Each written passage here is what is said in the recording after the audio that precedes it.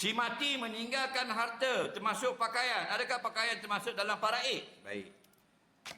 Kalau suami mati, molek bini lah. Bini mati dulu. Bini. Tak kata suami mati. Salah. Orang lelaki, yang perempuan diam. Orang lelaki nak tanya, molek bini mati dulu ke laki mati dulu? Jawab dengan ikhlas dalam sejik. Kalau tipu, berdosa. Jawab. Bini ke laki molek mati dulu? Terima kasih. Bapa, dah mati belaka, kita dah tahu mana mati dulu. Cuma kalau boleh, biar bini mati dulu. Sebab apa? Sebab kalau laki mati dulu, bini tak boleh pergi kubur laki 130 hari. Betul tak? Ya tarabbas Nabi anfusihna arba'atan syurin wa asyra. Suami mati, ada bini tak boleh keluar rumah 130 hari. Ingat dia, 130 hari tak boleh keluar rumah. Dah nyanyi kita lelaki duduk kubur, kok minyak. Faham lagi? No, anak amat hari dah, anak balik tu. Waktu melaju cip taniang, waktu cip petoliang, waktu link kawin. Ayah cakap duk kok. Mak nak bagi tak boleh. Kenapa? Kerana berihdad, berkabung 130 hari. Betul tak? Jadi kita harapkan biar bini kita mati dulu. Kalau bini kita mati, tak kata hari 130. Hari pertama kita boleh pergi dah bawa bini baru. Faham? Setuju tak? Oh, puang marah.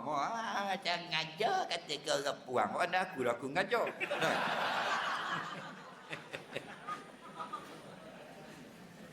Jadi bila meninggalkan pakaian, adakah pakaian itu faraid? Bagus soalan. Bagus soalan. Siapa tanya? Cik bangun. Biarlah kat tangan. Aku nak uyah dia. Siapa tanya? Ada? Kalau ada, boleh hadiah. Hadiah. Dengar ramai orang salah faham. Dia ingat faraid ni tanah, kereta, piti, mah.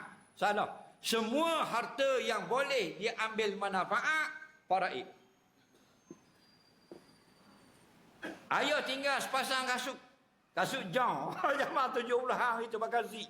Faham? Boleh pakai tak? Boleh pakai. Koyak tak koyak? Pecah tak pecah? Wajib faraid. Siapa nak jual kadang kuat damung. Bagi molek. Tak boleh pakai rebuk gitu.